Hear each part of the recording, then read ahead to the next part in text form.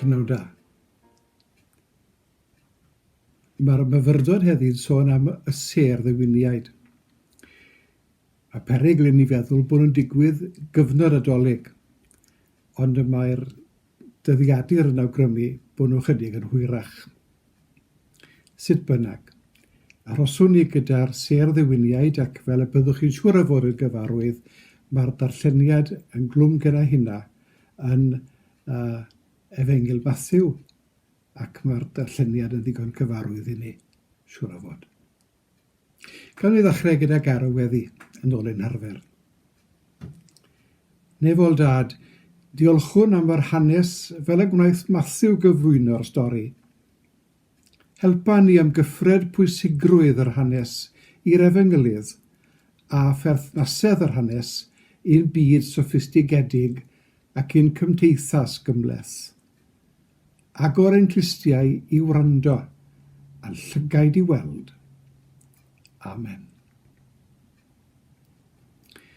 Nawr, Matthew yn unig sy'n rhannu hanes ymweliad y sêr Ddewiniaid a Bethlehem mwyn gweld y baban Iesu. Efallai, nad oedd Luc wedi clywed yr hanes, neu nad oedd y stori wedi bod yn ymddangos yn bwysig iddo. Bydd e'n anod yn bydda fe. Ceir awgrym mewn rhai mannau eraill ei bod wedi teithio o Bersia ac yn frenhinoedd yn ei gwledydd ei hunain. Cyfeirir atynt fel y magau a bod ganddynt ddoniau lledrithiol. Nid dyna bwyslais stori Matthew wrth gwrs.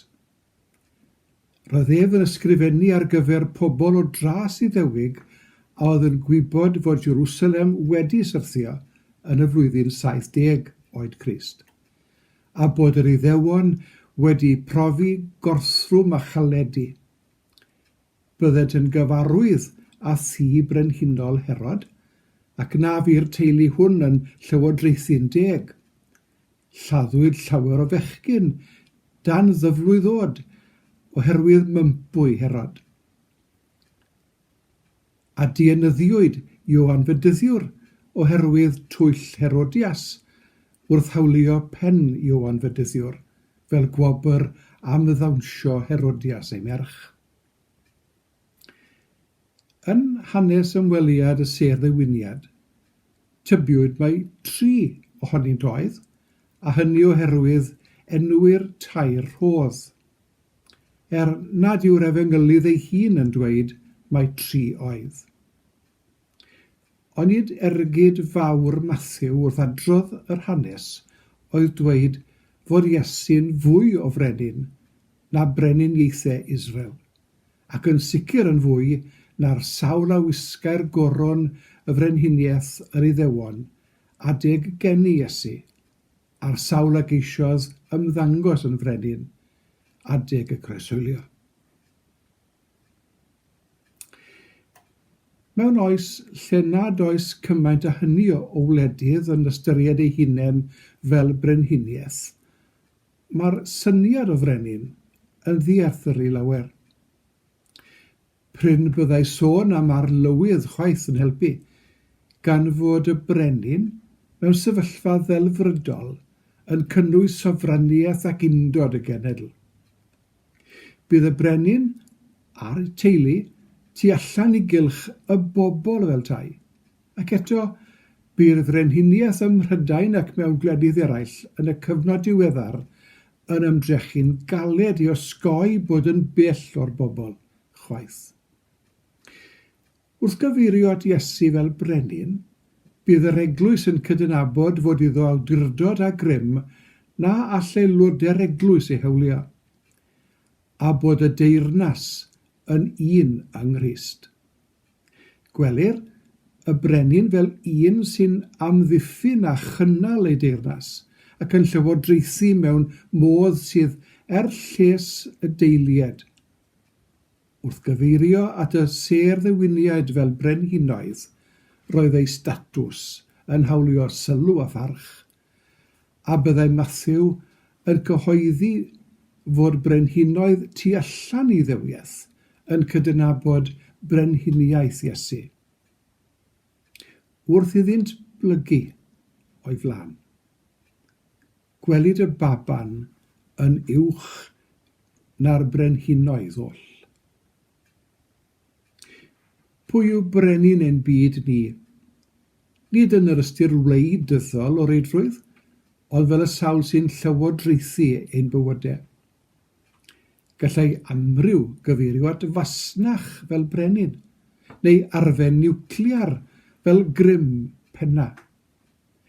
Byddai llawer yn gweld y drefn ddigidol fel arglwyddiaeth gyfoes, tra bod eraill yn gweld gwyddoniaeth fel sylfaen ein bywyd yn ei holl gymhlethdodau.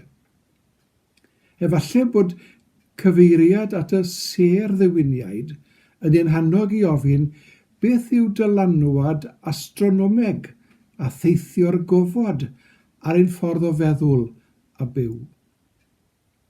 Pwy yw brenin ein byd, ac yn arbennig ein byd bach ni?